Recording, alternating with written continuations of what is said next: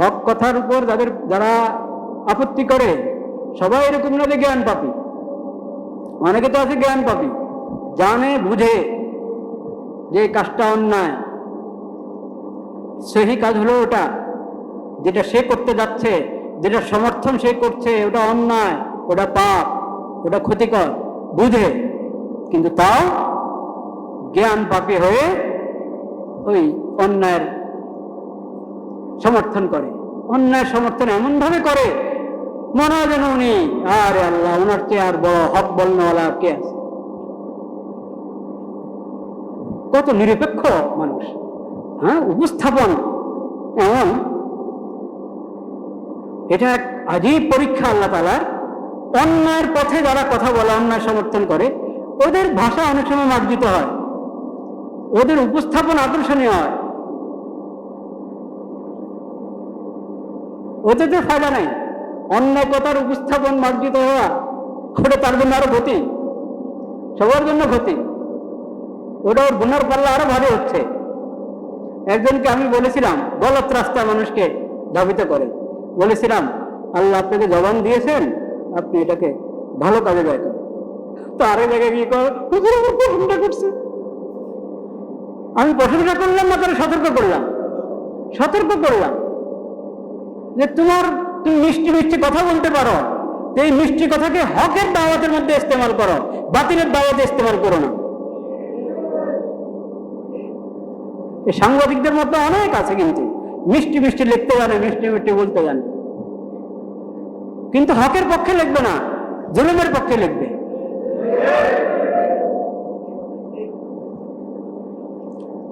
আপনার পাশে এখানে মুসলমানদের পাশের দেশ তো বিশাল দেশ, সের মধ্যে একবার আপনার সঙ্গে লাগানো, সেখানে মুসলমানরা কুরবানির স্বাধীনতা পায় না, অন্যায় ভাবে তাদের উপরে জুলুম হয়। এই যে সুন্দর মিষ্টি মিষ্টি লিখতে পারে, মিষ্টি মিষ্টি বলতে পারে, ওরা কি পরিমাণ লিখেছে, কি পরিমাণ প্রতিবাদ করেছে। সংখ্যালঘু খালি বাংলাদেশে, মুসলিম দেশে অমুসলিম যারা শুধু তারাই সংখ্যালঘু না, অমুসলিম দেশে মুসলিম যদি সংখ্যায় কম হয় তারা সংখ্যালঘু না। তো যে সংখ্যালঘুর জন্য এদেশে সংখ্যালঘুরা যদি শান্তিতে থাকে, তাও চেঁচাচেঁচি করে, ওরা তাও খুঁচাখুচি করে পত্রিকায় যে তাদের অধিকার লঙ্ঘন হচ্ছে। আর তো ওখানে মুসলমানদের মজলুম হচ্ছে, তাদের অধিকার লঙ্ঘিত হচ্ছে, তোমার কলম থেকে তো কালি বের হয় না।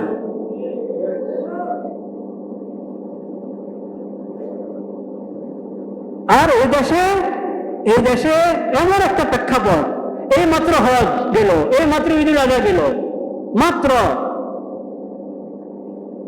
এখনো হজ আর ঈদুল আজহার আবহাওয়া শেষ হয় নাই, কোরবানির আবহাওয়া গিয়ে নেই, শেষ হয় নাই। এমন এক মুহূর্তে, এবং 10 দিন ধরে রমিছা যখন আপনার নির্যাতিত হচ্ছে, এমন এক মুহূর্তে তোমরা কি বলে এটাকে, মুভি প্রকাশ করবা, চলচ্চিত্র প্রকাশ করবা। এটা তো সংস্কৃতির নামে কুসংস্কৃতি, ওটা তো আছেই। তাছাড়া এই সময়টা যেখানে পুরো জাতিকে ইস্তেগফার করা দরকার, শাসক শ্রেণী থেকে নিয়ে সবাইকে তওবা ইস্তেগফার করা দরকার, আল্লাহর কাছে হাত দিয়ে মুনাজাত করা দরকার। আল্লাহ, আমরা লজ্জিত, আমরা মানবতার কলঙ্ক, আমরা লজ্জিত, আমাদের এই দেশে, আমাদের এই সমাজে এমন বিশ্রী কর্মকাণ্ড ঘটে। আল্লাহ, আমরা লজ্জিত। মুনাজাত তুলো, আল্লাহর কাছে হাত তুলে দেওয়া করো, কান্নাকাটি করো, নিজেদেরকে সংশোধন করো, নিজেদের নীতি সংশোধন করো, নিজেদের আইন সংশোধন করো।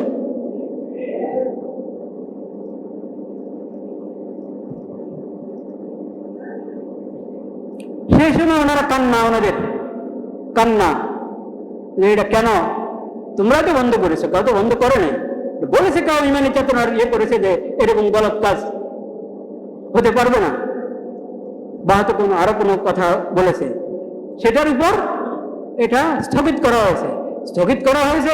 আলহামদুলিল্লাহ বলো, কিন্তু আলহামদুলিল্লাহ না বলে উল্টা প্রতিবাদ। স্বাধীনতা সংস্কৃতির কি, হ্যাঁ, নাগরিকদের সাংস্কৃতিক স্বাধীনতা। সাংস্কৃতিক স্বাধীনতা কাকে বলে? যে তুমি যদি ওই জিনিসকে স্বাধীনতা বলো যে জিনিসের কারণে রমেশা মতো মেয়েরা কিনা নিরাপদ না, ওটা কি সাংস্কৃতিক অধিকার?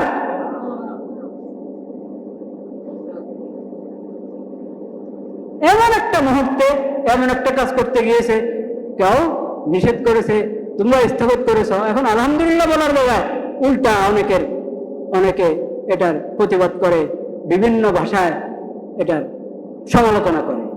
সেই সমালোচনা করতে গিয়ে একজন আজীব কথা বলেছে, ওনার ধারণা মতে নমাজও একসাথে চলতে পারে, একসাথে এই সমস্ত কুসংস্কারও চলতে পারে।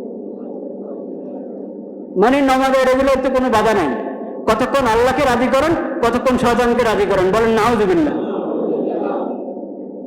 এই গলত কথা যে বলেছে, চাই বুঝে শুনে বলো, চাই না বুঝে বলো, ওই গলত কথা অন্যায়, ওই গলত কথার প্রতিবাদ সবাই যে কোনো ইমানওয়ালা করতে পারে, কিন্তু সেটার ভাষা মার্জিত হতে হবে। ভাষা কি হতে হবে? মার্জিত হতে হবে। ইয়াকুলুল্লাতী হিয়া আহসান। ওখানে আপনি এরকম স্লোগান দিবেন, এই গাল সেই গাল, এই জুতা, এই সেই, এই সমস্ত কথা, এই সমস্ত ভাষা উচ্চারণ করবেন, এটা ইসলামের শিক্ষা নয়, এটা নবীজির সিরাতের শিক্ষা নয়, এটা দাওয়াতের উসুল নয়, এটা দাওয়াতের আদব নয়। মনে রাখবেন, হক কথা খালি বললেই হবে না, হক কথা বলতে হবে, হক পদ্ধতিতে বলতে হবে, ভাষা মার্জিত হতে হবে, উপস্থাপন সুন্দর হতে হবে, নিয়ত ভালো হতে হবে, নিয়ত ভালো হতে হবে।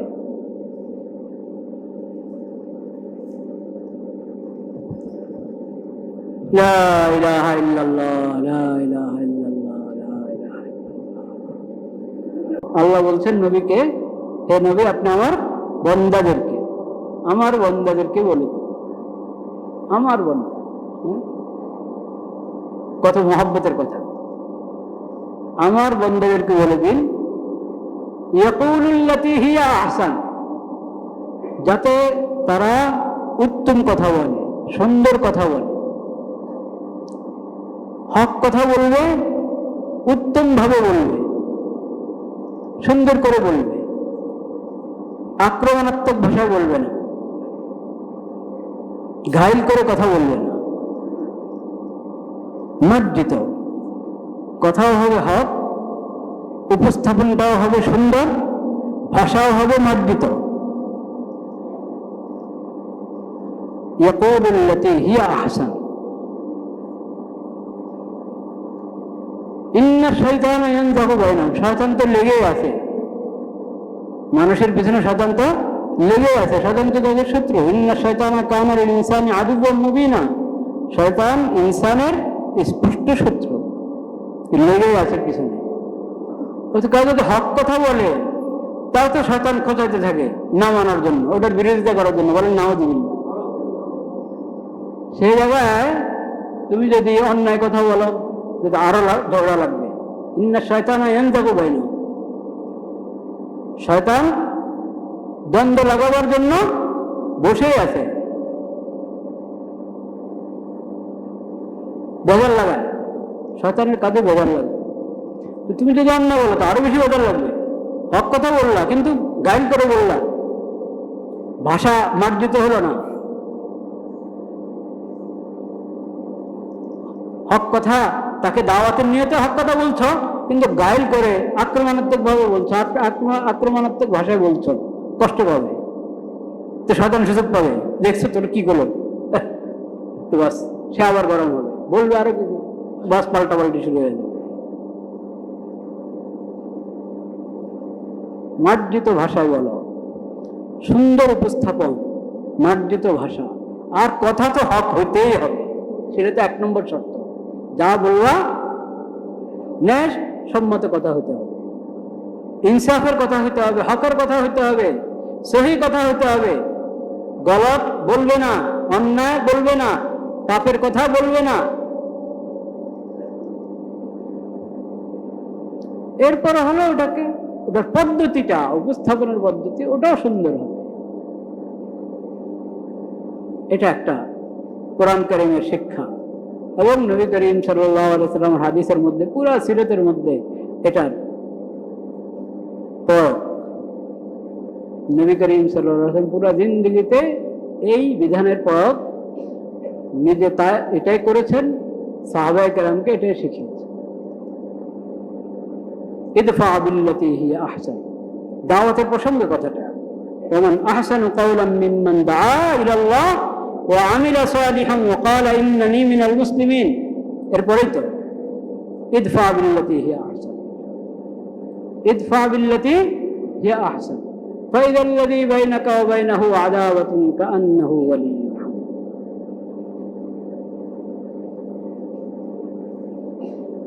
ওই ব্যক্তির চেয়ে উত্তম কথা আর কার হতে পারে,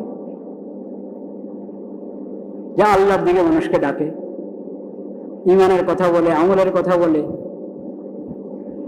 জাহান্নামের কাজ ছাড়তে বলে, পাপের কাজ ছাড়তে বলে, নেক আমল করতে বলে, অন্যের হক আদায় করতে বলে,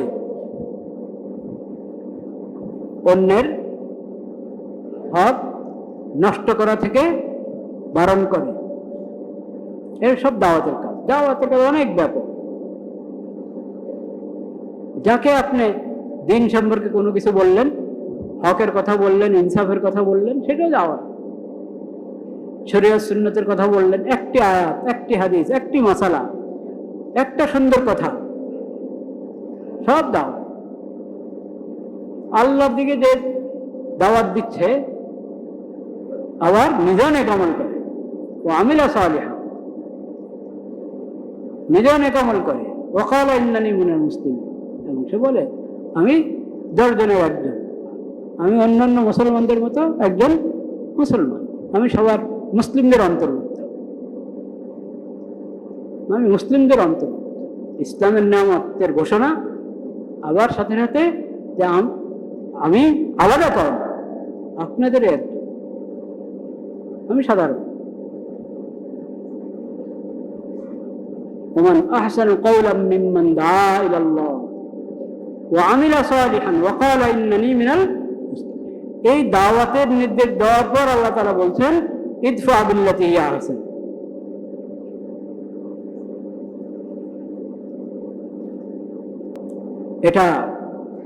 এটা খুব ইসের বিষয় সবার জন্য, সবার জন্য। যারা আমরা হক বিষয়টা উপস্থাপন করতে চাচ্ছি, আমাদের জন্য অনেক কিছু ভাববার আছে, আমাদের পদ্ধতি ঠিক হতে হবে, সুন্দর হতে হবে।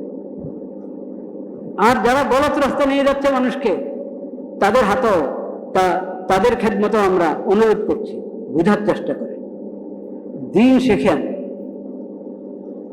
ঈমান শিখেন,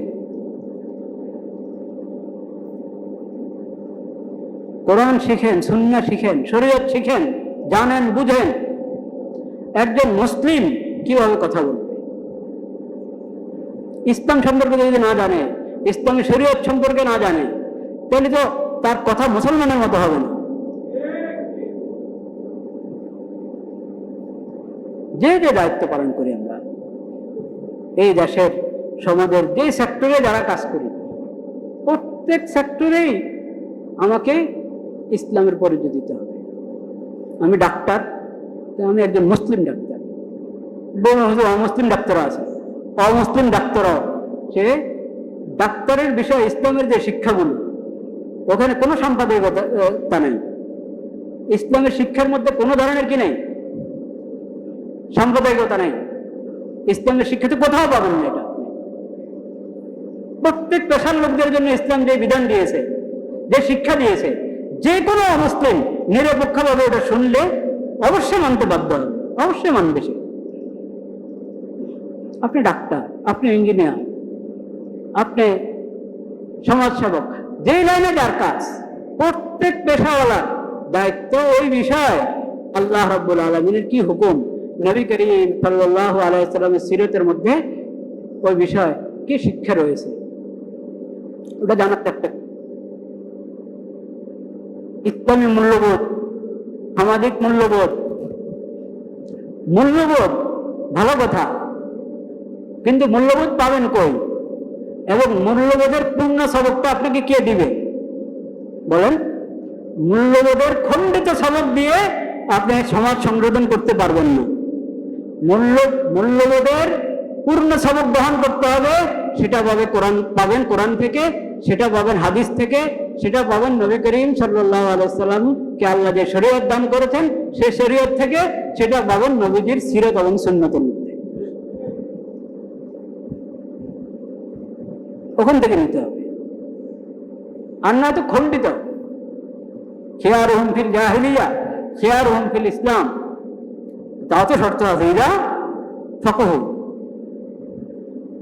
দ্বীনের সমাজ হাসিল করতে হবে, দ্বীনের সমাজ হাসিল করতে হবে।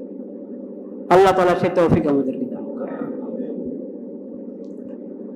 আস্তাগফিরুল্লাহ আস্তাগফিরুল্লাহ আস্তাগফিরুল্লাহ, লা ইলাহা ইল্লাল্লাহ লা ইলাহা ইল্লাল্লাহ লা ইলাহা ইল্লাল্লাহ লা ইলাহা ইল্লাল্লাহ লা ইলাহা ইল্লাল্লাহ।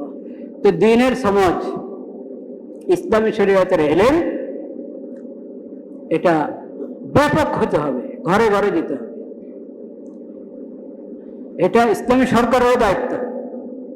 ফরজ এলেম প্রতি ঘরে ঘরে পৌঁছানো, প্রতি ব্যক্তির মাঝে এই এলেম নিয়ে আসা।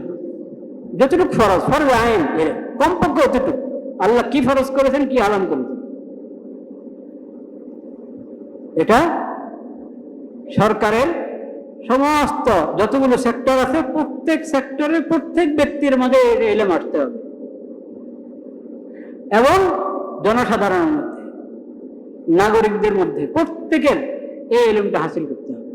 তারপরে না বুঝবে কোনটা হক কোনটা হারাম, হক হালাল বুঝবে, কোনটা হারাম কোনটা হালাল এটা বুঝবে, কোনটা করণীয় কোনটা বর্জনীয় ওটা বুঝবে। নতুবা তো সে যেটা বর্জনীয় ওটার পক্ষে অবস্থান গ্রহণ করবে, যেটা করণীয় ওটার বিপক্ষে অবস্থান গ্রহণ করবে। সহিহ ইলম না থাকার কারণে সহিহ ইলম হাসিল করতে হবে, সাথে সাথে দ্বীনের সমাজটা হাসিল করতে হবে, সাথে সাথে দ্বীন ঈমানের বিষয়ে সচেতনতা অর্জন করতে হবে। দ্বীন ঈমানের বিষয়ে কি অর্জন করতে হবে? সচেতনতা অর্জন করতে হবে। এই সচেতনতা যদি না থাকে তাহলে প্রতারণার শিকার হয় মানুষ। কিসের শিকার হয়? প্রতারণা। প্রতারণা। এই যে অধিকার, মানব অধিকার, এই অধিকার, অধিকার বলতে আপনি কি বুঝেন?